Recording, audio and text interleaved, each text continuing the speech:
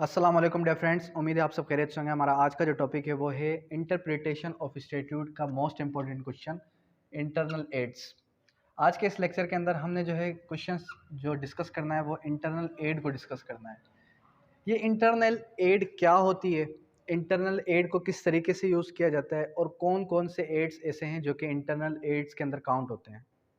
Near about 13 से लेके 15 तक ऐसे जो पॉइंट्स हैं जो मैं आपको भी बताऊंगा, आपके साथ डिस्कस करूंगा, वो है इंटरनल एड्स। देखें, जो लास्ट लेक्चर में हमने डिस्कस किया था वो हमने डिस्कस किया था what's the main difference between internal and external add.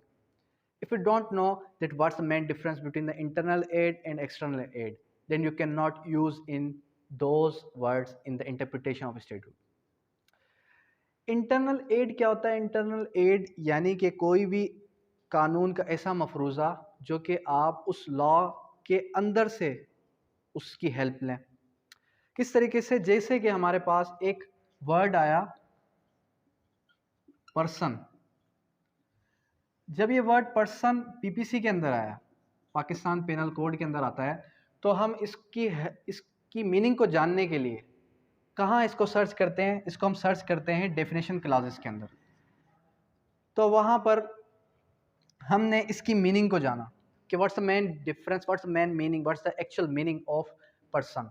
Person means any association, any living body और एनी कॉरपोरेशन। ये हमने कहाँ से इसकी मीनिंग ड्रॉ की? पीपीसी के डेफिनेशन से। तो हमने हेल्प कहाँ से ली? हेल्प आउट ली हमने डेफिनेशन से। इट मीन्स कि हमने उस किताब की मदद ली जिस किताब को हम स्टडी कर रहे हैं।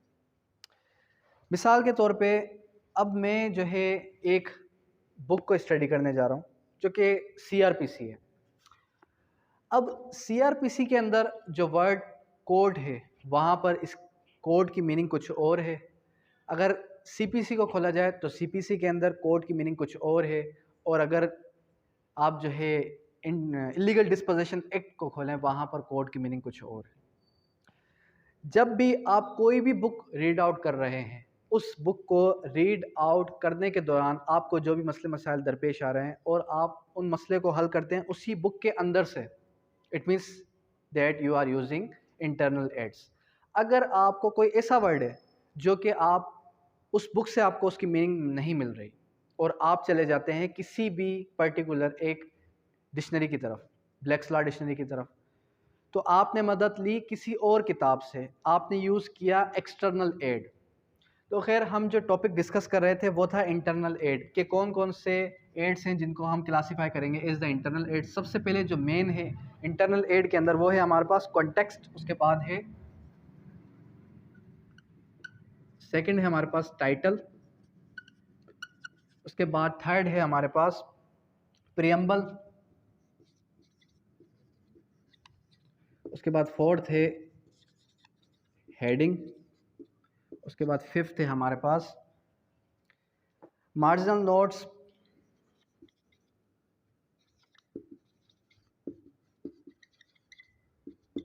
उसके बाद सिक्स्थ है प्रोविजो, उसके बाद सेवेंथ आ जाता है हमारे पास डेफिनेशन,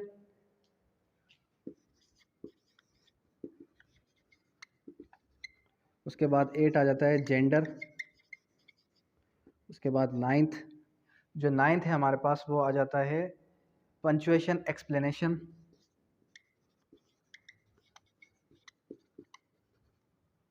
उसके बाद टेंथ एक्सप्लेनेशंस, उसके बाद 11th इलस्ट्रेशंस, उसके बाद 12th जो है हमारे पास वो आ जाता है meaning of the word, meaning of word. उसके बाद 13th जो है, जो हमारे पास 13th वर्ड है वो आ जाता है शेड्यूल, उसके बाद 14th, जब जो 14 है हमारे पास वो आप उसको लिख सकते exceptions and saving clause.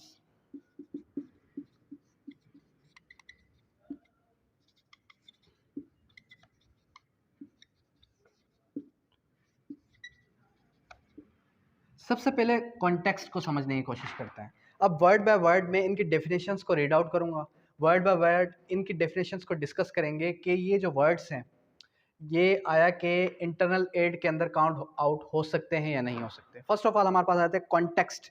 Context क्या होता है? The word of the schedule, the word of the statute which is ambiguous. कोई भी ऐसा वर्ड जो कि एम्बिगियस है, क्या है? The word of the statute which is ambiguous that the context must take into consideration. The context include other provision of the statute, words exist law and other provisions intent behind the meaning of the word। देखें, कोई भी ऐसा ambiguous word है, कोई भी ऐसा ambiguous term है जो कि आपको समझ में नहीं आ रहा कि इस वर्ड की तो डिफरेंट मीनिंग्स निकल रही हैं, तो आप क्या करेंगे? आप जो है उस वर्ड की बिहाइंड इंटेंशन देखेंगे लेजिस्लेचर की, कि ये वर्ड काउंट डाउन, ये वर्ड जो है राइट डाउन करते हुए लेजिस्लेचर की क्या इंटेंशन थी।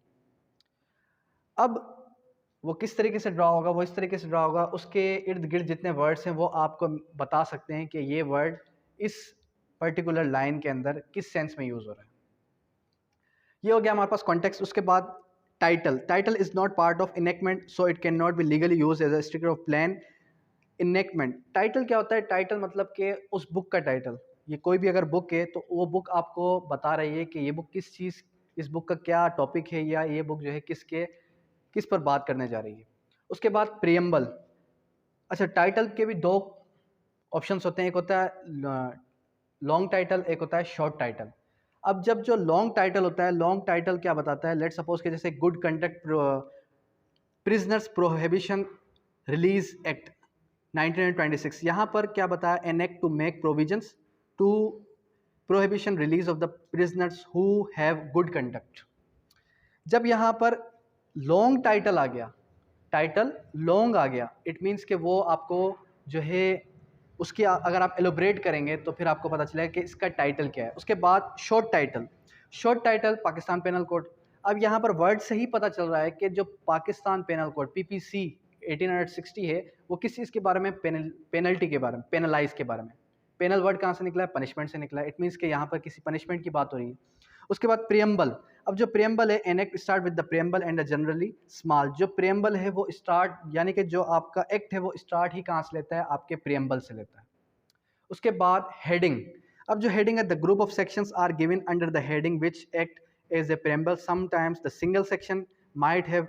यहाँ पर देखें ना, हेडिंग किस चीज़ की? जैसे कि आपके चैप्टर्स होते हैं, फर्स्ट चैप्टर किस चीज़ का है, उसके बाद सेकंड चैप्टर किस चीज़ का है। फर्स्ट चैप्टर जो है आपका डेफिनेशन क्लासेस के बारे में बता रहा है, उसके बाद सेकंड चैप्टर आपको किसी और टॉपिक के बारे में बता रहा है। तो ये क्या है? ये सारे के सारे हेडिंग्स हैं।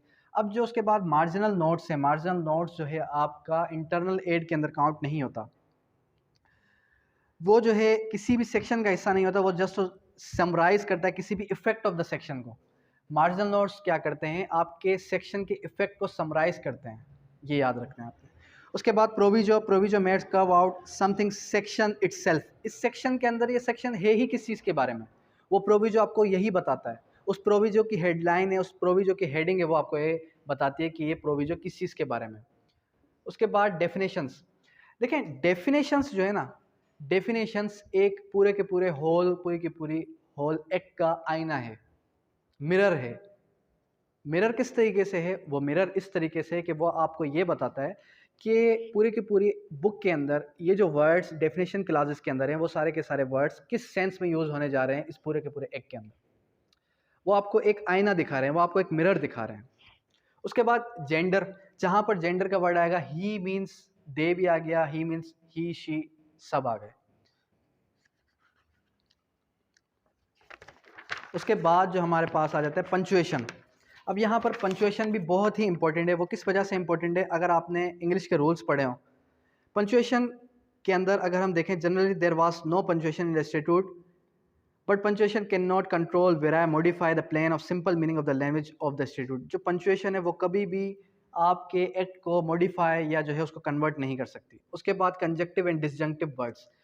एक होता है कंजक्टिव वर्ड, एक होता है डिसजंक्टिव वर्ड्स। यहाँ पर अक्सर ऐसा होता है कि कभी कभी एक वर्ड जो है वो आपको किसी और सेंस में मीनिंग देता है। ये जैसे कि यहाँ पर एक वर्ड बताया गया, द वर्ड एंड। अब यहाँ पर जो वर्ड एंड है, कहीं कहीं यहाँ पर इसकी जो सेंस मीनिंग ली जाएगी वो और की भी ली जाएगी। अब ये जो वर्ड है ये कंजक्टिव है और ये जो वर्ड है ये डिसजंक्टिव है। यानी कि जो कंजक्टिव वर्ड है वो कंजक्टिव वर्ड आपके डिसजंक्टिव वर्ड के सेंस में भी यूज़ हो सकता है, और कभी कभार जो और है वो एंड के सेंस में भी यूज़ हो सकता है।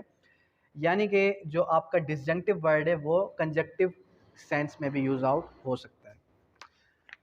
उसके बाद एक्सप्लेनेशन। एक्सप्लेनेशन की ज़रूरत कब पड़ती है? जब आपको किसी भी एक पर्टिकुलर सेक्शन से उसकी मीनिंग समझ में नहीं आ रही, तो आप क्या करेंगे? आप उसकी एक्सप्लेनेशन पढ़ेंगे। एक्सप्लेनेशन से भी समझ नहीं आ रही, फिर आप क्या करेंगे? उसकी इलस्ट्रेशन पढ़ेंगे। इलस्ट्रेशन क्या होती है? इलस्ट्रेशन मतलब कि कोई भी मिसाल, वो आपको एक एग्जाम्पल दे रहा है कि ए बी सी जो है वो कहीं जा रहे थे, वहाँ पर डी ने उन्होंने देखा, यानी कि उन्होंने एक आपको एक सिनेरियो बना के दिया, एक कंडीशन बना के दी, एक पूरा का पूरा आपको एक स्केच रखा आपके सामने ए बी सी डी की सूरत में, तो वो क्या है? आपका इलस्ट्रेशन। उसके बाद है meaning of word. Meaning of word जो अगर हम देखें कि एक वर्ड की मीनिंग किस सेंस में ली जाएगी, the definition of the word means given must be considered as the popular sense aid constructing important in interpretation। जहाँ पर इंटरप्रिटेशन की बात आएगी, जहाँ पर मीनिंग ऑफ द वर्ड की बात आएगी, तो उस वर्ड को वहाँ पर यूज़ किया जाएगा जो कि नॉर्मली वो वर्ड उस सेंस में यूज़ हो रहा हो। उसके बाद है शेड्यूल। नॉर्मली जो शेड्यूल है वो भी एक पार्ट होता है किस चीज़ का? इंटरनल एड का। अब ये शेड्यूल कहाँ पर काम आता है? ये शेड्यूल वहाँ पर काम आता है कि आपको एक स्केच दिया जाता है कि ये जितने भी आपके सेक्शंस हैं ये कहाँ पर एप्लीकेबल हैं, किस तरीके से। जैसे कि आपने अगर सीआरपीसी पढ़ा हो, तो सीआरपीसी के अंदर अगर आप थर्ड शेड्यूल पढ़ेंगे तो थर्ड शेड्यूल के अंदर क्या लिखा हुआ है? थर्ड शेड्यूल के अंदर ये बताया गया कि कौन सा ऑफेंस कॉग्निजेबल है, कौन सा ऑफेंस नॉन कॉग्निजेबल है, कौन सा ऑफेंस आपका जो है कंपाउंडेबल है, कौन सा ऑफेंस जो है आपका नॉन कंपाउंडेबल है, उसकी पनिशमेंट्स फिर बताई गई। ठीक है। उसके बाद एक्सेप्शंस। एक्सेप्शन क्या होती है? Where there is general rule there is an exception. Exception मतलब कि रियायत, जहाँ पर कोई स्ट्रिक्ट बात की जा रही है और वहाँ पर बताया गया save is otherwise provided. Save is otherwise provided मतलब कि अगर यही बात कहीं और लिखी है तो उस बात को फॉलो करें, और कहीं कहीं लिखा होता है not with standing. Not with standing का मतलब क्या होता है कि अगर कहीं और इस तरीके की कोई भी बात लिखी है तो उस बात को आप छोड़ दें और इस बात को फॉलो करें। उसके बाद है सेविंग क्लासेस। सेविंग क्लासेस का मतलब भी यही होता है कि जो आपको मैंने बताया सेव एज अदरवाइज प्रोवाइडेड, कोई भी ऐसी चीज़ जो कि अगर कहीं और लिखी है तो आपने उसको फॉलो करना है, इसको फॉलो नहीं करना। तो ये हमारा आज का टॉपिक था इंटरनल एड के हवाले से इंटरप्रिटेशन ऑफ स्टैट्यूट। होपफुली आपको समझ में आ चुका होगा। Thank you.